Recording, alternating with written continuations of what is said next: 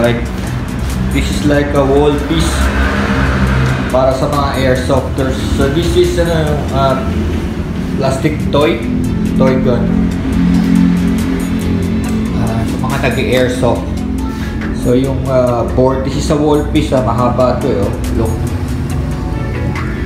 So this down here parang putik, acrylic or latex. So green, and then up here is some camo, just like some camo patterns like this or makadamit, diba?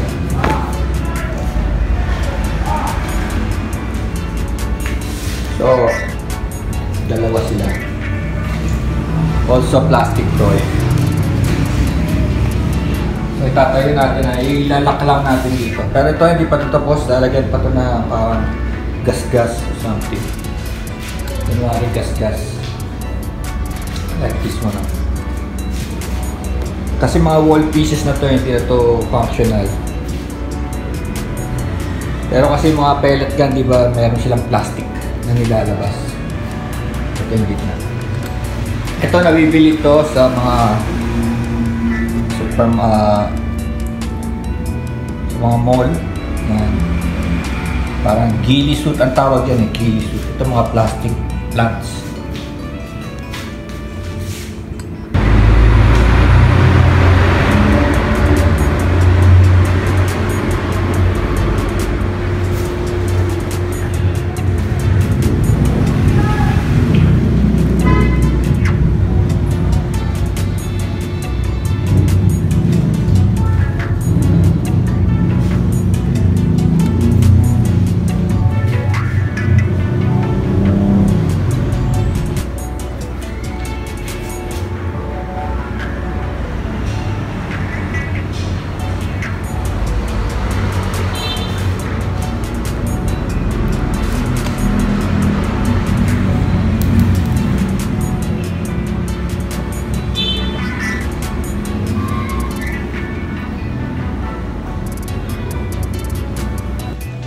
Hello!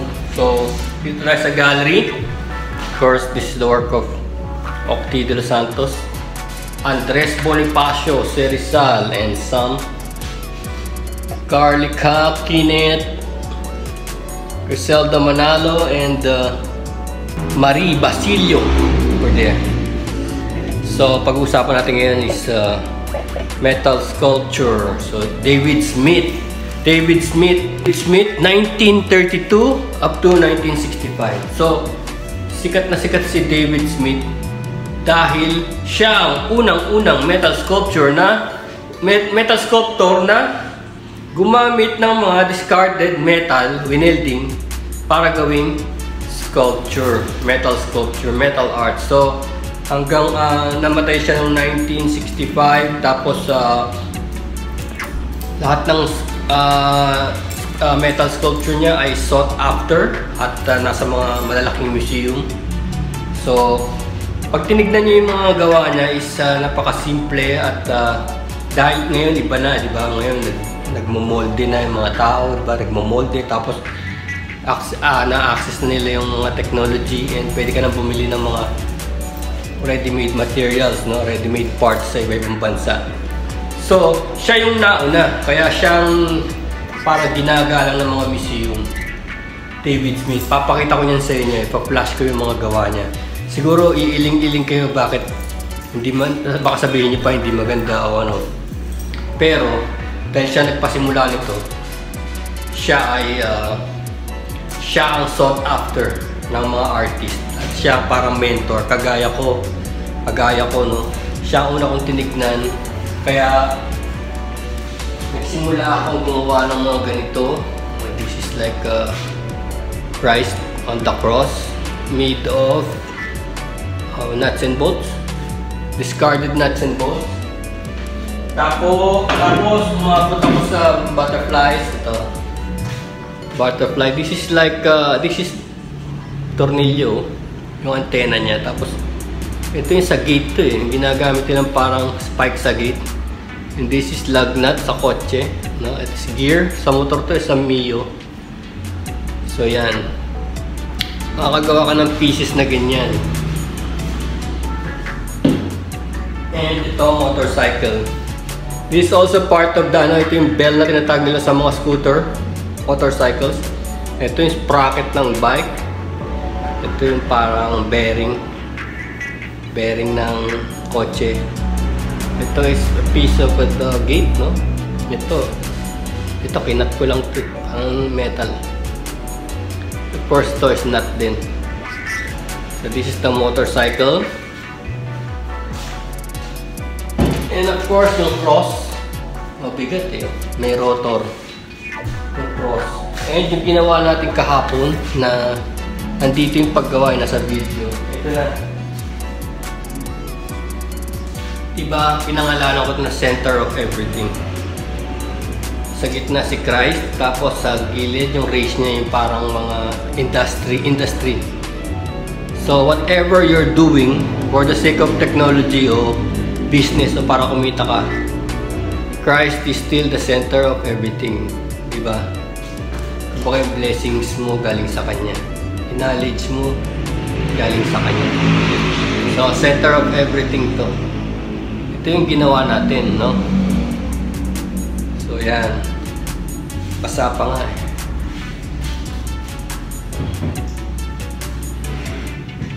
So, that is David Smith for you. Lapit ko lang nga ito. Bigat eh. Bigat. Malaki kasi ito eh. Tignan mo yung ilalim nito ay sa drum disc brake ng kotse. Ito rotor ng generator. And of course the cross. Nuts and bolts. Laki yun. Laki at ang bigat.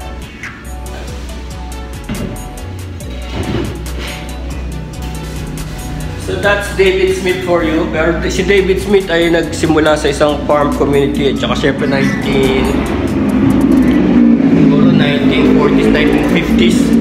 Nasa farm siya sa mga nakukuha niyang mga bakal malalaki kasi galing sa mga traktora. Discarded na yung pang-araro. Di ba may hinahatak yung mga traktora na parang pang-araro, mga malalaking bakal, mga rake. Nahihingi niya yun. Marami lagi nun sa sa farm. Kaya ang nangyayari na ang lalaki ng mga gawa niya. Meron siya mga gawang mga 10-footer, 20-footer, yun. So, ang nangyayari, mga malalaking pieces na yun, talagang outside. Outdoor. Kaya nagkaroon ako ng idea ng outdoor art. Dahil sa kanya kasi talagang destined for outside yung mga gawa niya. Dahil sobrang lalaki. So, that's David Smith, no? Now let's talk about yung part 2 natin kasi malapit ng kaarawan ni Andres Bonifacio, di ba? Dito tayo. Background natin si Andres Bonifacio. So there. Ang liwanag ah. Bawasan natin. Yeah, this yung nasa gitna si Master Octi yan, no? Yung nandito sa likod ko directly sa Rizal. And then there, over there. That's Andres Bonifacio. So, si Andres Bonifacio, di ba alam na natin yung history niya, no? Namatay yung magulang niya, si Santiago and Catalina nung siya ay age 14. Namatay, tapos may limang kapatid siya na kailangan niyang buhayin. So, hindi siya tumigil sa pag-aaral, nagtrabaho na siya kagad, no? Pero dahil host sa karunungan, actually marunong lang, nag-aaral pala siyang, kababasa lang ng libro, nag-aaral siyang magsulat na at magsalita ng Espanyol. So madali siya nakahanap ng trabaho kasi in a way parang interpreter na siya eh. So marunong siyang mag-Espanyol, no? Kasi hindi naman mahirap, di ba? Kagaya ng tenidor, kutsara, lamesa, di ba? Pinto, di ba lahat yan Espanyol yan eh. Kaya parang madali siya, hindi kagaya ng mga sa Indian, Malayalam, di ba? Ganun yung mga parang hirap eh. So, doon na tayo sa area na dun sa pag-usapan na natin yung tinatag niya yung KKK.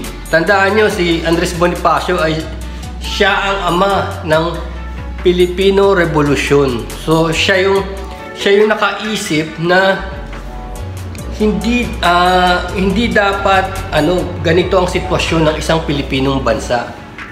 Hindi dapat ganito. Hindi dapat Espanyol ang namamahala sa atin. Kasi Pilipinong bansa tayo dapat sana may sarili tayong sistema. Pero sabi niya nga, makakamit lang daw natin to kung ang mga Pilipino ay magmamahalan. Which is, hanggang ngayon, hindi pa rin naman. No? Meron pa rin talagang nangangamkam greedy, yung makasarili lang, pamilya lang nila. Marami nakaka-relate dyan na kami pamilya lang ang pinoprotektahan. No? Wala na silang pakialam sa mga Pilipino sa paligid nila. Kaya nangyayari, yung mga Pilipino, ginagamit na lang nila. No, aambunan nila ng konting barya, gagamitin nila sa kanilang maling gawain, no? Either sa eleksyon o sa fake news. No? Ganun ang gagawin nila. Hindi pa rin talaga natutong magmahalan yung mga Pilipino. Kasi itong si Andres Bonifacio, pinag-aralan niya yung mga nangyayari sa bungod. Pinag-aralan niya lahat ng buhay ng mga presidente ng Amerika at saka yung mga sistema ng Amerika bilang isang malaking demokratikong bansa. Tapos nag-aral din siya, binasa din yung mga libro nila Victor Hugo, nila Eugene Sue, tapos yung French Revolution, and of course yung gawa ni Dr. Jose Rizal na No Limitangere and El Filibusterismo, na alam niyo naman parang comics yun, pero kumukurot yun sa sitwasyon ng ating bansa. No? Sina Crisostomo Ibarra, sila Padre Damaso, di ba? Yan yung mga characters nun Tapos nung dahil nga sa Noli and El Fili, hinuli si Dr. Jose Rizal, di ba? At alam niyo naman na nangyari sa kanya. No? So parang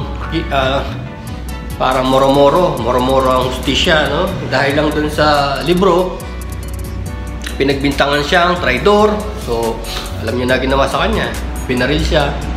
At mula nagtayo ng KKK, no? Si Andres Bonifacio. So ito'y kataas-taasang, kagalang-galangang katipunan ng mga anak ng bayan. Yan ang tunay niyan, mahaba siya. Yun lang nauna ang KKK, no? Hindi na nilagay yung anak ng bayan. Pero ang shortcut nito ay katipunan, no? So nalaman niya na si Andres Bonifacio at tinawag siyang Supremo. Yun ang tawag sa kanya sa KKK, Supremo, kasi siya ang nakakaalam kung anong dapat gawin, tsaka kung bakit malinaw ang pananaw niya. Kita-kita ng mga katipunero na malinaw ang pananaw niya na kung ano dapat ang isang Pilipinong bansa, no? Ito nangyari nung naitatag nga yung KKK, nag-aaway-away din yung mga, alam mo na, nagdedebate rin yung mga katipunero. Kasi yung katipunero nung natatag yung KKK, umabot yun ng 500 to 1,000 agad ang dumalo. Marami-rami din, 500 to 1,000 ang estimate nila. So nangyari, nagtalo-talo sila. Ano ba tayo? Maghihimagsik o hindi na mag-oobserba lang? Maghihimagsik ba o mag-oobserba? Nagtatalo-talo sila. Biglang pumagitna si Supremo. Pumagitna. At isinigaw niya ang salitang, dito kayo magugulat. Isinigaw niya ang salitang kaalayaan o kaalipinan. Tapos sinigaw pa niya yung kabuhayan o kamatayan. Yun. Siya na ang naghudyat ng pagsisimula ng revolusyon. Tapos ito yung aktong pinunit nila yung sedula. Kasi sedula ang Espanyol ang mga nagpauso ng sedula di ba? Hanggang ngayon meron pa yata yun. Sedula. Tapos ito na nung around ito ang tatanong ko sa inyo, di ba? Alam niyo yung monumento? Monumento, mama, sa monumento lang ako, di ba? Nakalagay sa mga jeepney bus, monumento, dadaanan ng light rail, monumento. Di ba meron doong circle monumento, tinatawag nilang rotonda monumento. Nandun yung rebulto ng katipunan. Tataka kayo, bakit doon nilagay? Bakit doon nilagay yun? Kasi itong KKK, doon nag-operate sa Caloocan. Kaya nandun sa Caloocan yung mga lugar na pinaglabanan, tapos malapit doon yung San Juan del Monte, di ba? Doon kasi sila nag-operate, kaya sa Caloocan, si Tigatondo to eh. Si Andres Bonifacio, Tigatondo, di ba? Malapit na lang. Tondo, Malabon, di ba? Tapos Caloocan. Kasi binabike namin dati yan, ito yan sa may tabing dagat eh. So mga lugar na mga time na August 30 na 1896, andyan na yung kung malalaman nyo sa history, ang tawag niyan digmaan sa pinaglabanan.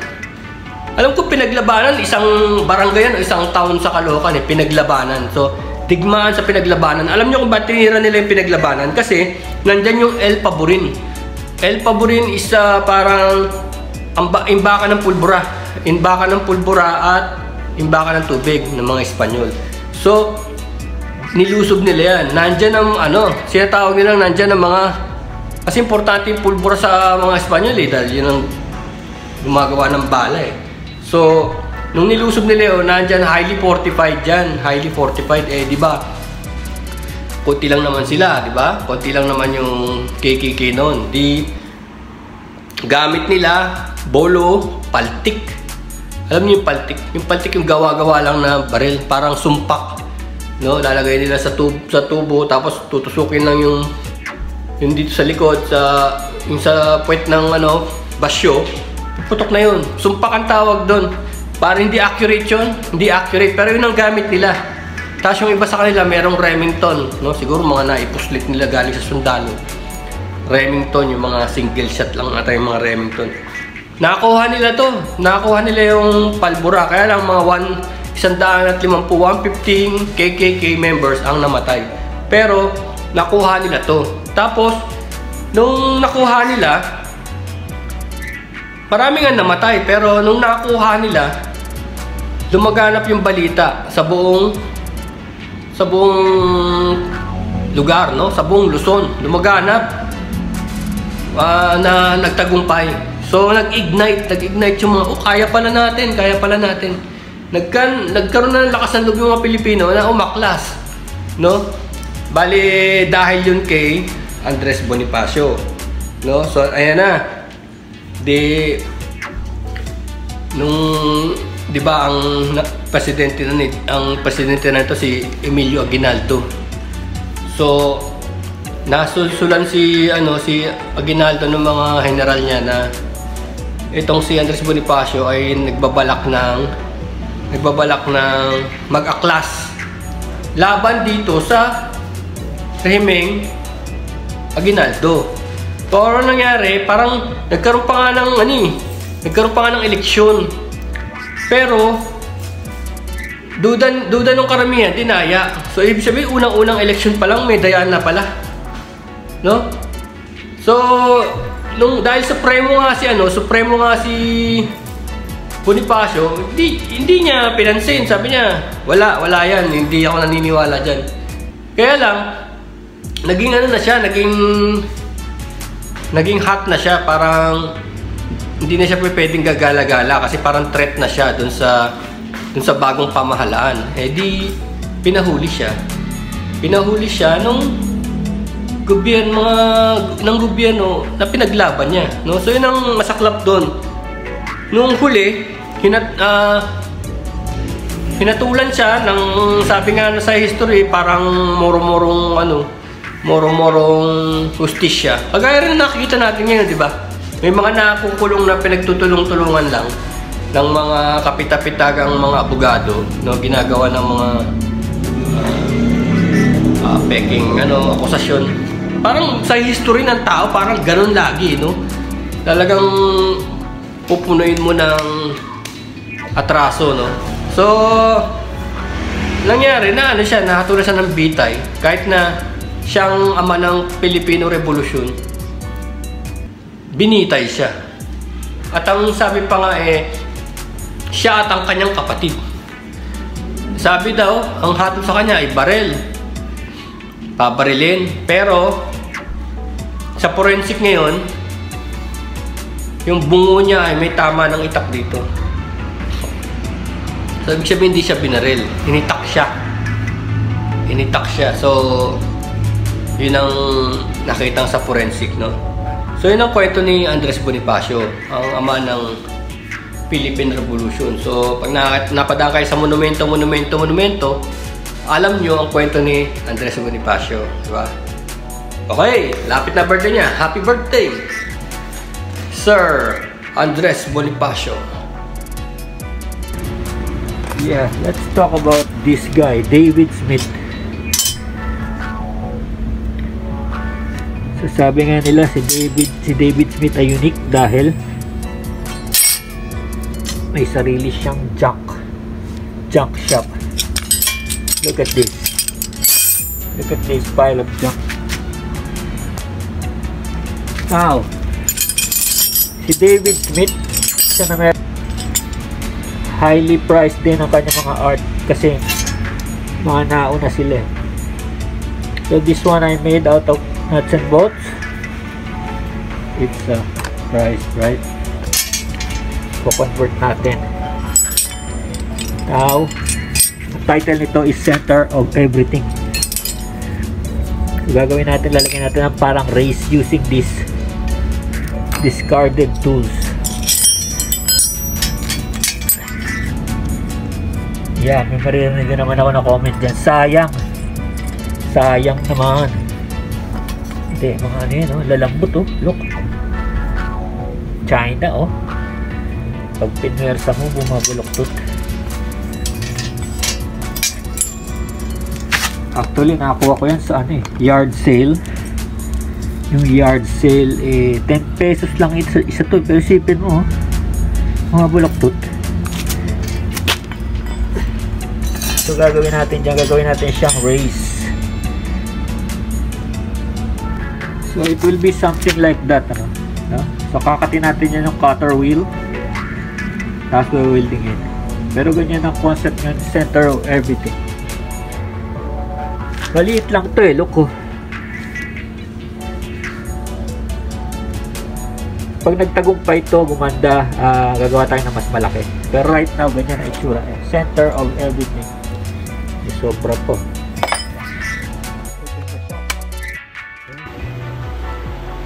Now, si David Smith is one of my earlier idols. Tinitignan ko dahil siya ay discarded stuff din ang ginagamit niya. So, matagal na siya, siguro mga 70s pa siya. So, nung time na yun, mura lang ang bakal. Kaya yung mga bakal, hinihingi lang, tinatapon. Unlike now, kahit na mahal ang bakal ngayon, nasa 200 plus eh. So, gagawin mo, bibilin mo pa rin. Kahit na yung mga discarded na, bibilin mo pa rin. Kaya, mas maganda nung time ni David Smith, no? Kahit yung malalaking bakal, yung mga bakal ng traktora, ngayon, di mo mahihingi yun. Bibilin mo yun per kilo. So, right now, I give you a tip kung paano kinakat. So, you can easily cut the metal with this, oh.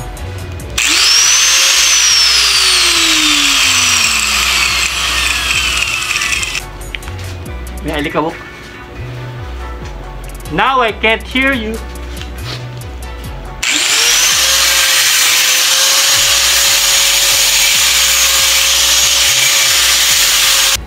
Now I will give you a tip. Since we stick to the to the plan. Ang pangalan nito is Center of Everything. It means like Christ is the center of everything, no? So may race made of metal. So syempre dahil ito pinakamahaba, dito natin siya lalagay. Ay prominente, see? Prominente yung pagka-wrench niya. Gamitin natin siya rito sa taas. Para kita-kita na it's a wrench art, no? Now yung ibang maliliit na natira, dito yan sa baba. So yung haba na lang.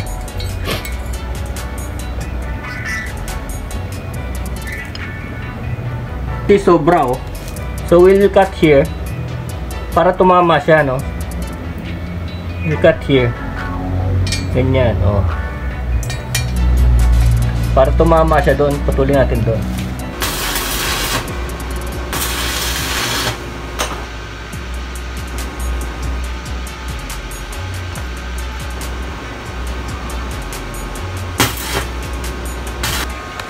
So as you can see, ito na yung art natin. Diba? Basta ingat lang dun sa machine. Tapos yung rod is yung magandang rod, yung 6013 yung number niya. 6013. Tapos meron tayong asbestos gloves. Itong gloves is what keeps me para hindi mapasok. Tapos ayan, ito na yun. Diba? Ito yung idea natin kanina. Center of everything. Now, kukulayan na lang natin yan, either silver or gold or whatever, no? So at least yan, ganyan yung metal art. Let's see ito, diba? Ganyan yung metal art in a nutshell. May idea ka, you put it into practice. Tapos tatalakayin natin yung buhay ni David Smith, no? Paano siya sumikat sa metal art using scrap metal. Kasi parang importante sa kanya noon, sabi niya sa interview, is dapat marami kang metal, dapat marami kang junk para maisip mo how will you assemble it, no? Ang dami ko, iniipon ko talaga kasi let's say you want missile or maybe a whale. So nakikita niyo yun, no? That could do that. Doon na magsisimula yung mga ideas mo. Kasi without samples, without sample metal, ang hirap mag-formulate sa isip. Tsaka it may be very very expensive kung hahanapin mo at bibilin mo lahat na kailangan mo. Like this one. See? What's the idea of this one? Oh, diba? It's like a spaceship or satellite or something, no? So, ibig sabihin, just by looking at the junk, makaka-imagine ka na kung saan mo siya gagamitin. Kung saan art siya magagamit, no? Eh, kung wala kang nakikitang ganyan, mag-start ka sa mga ballpen or paper. Mahirap, no? Kagaya nito. What could this be? Diba? Ano ba pwede kong gawin dito? Or this joint? Oh, maybe it's like a dog. Oh, it looks like a dog. Tapos, eto, what can you do with this? Is this the tail of the dog or what? Diba? So, parang ganun yung style ni David Smith. Yun daw ang lamang niya dahil napakarami niyang junk. So marami siyang ideas. Okay.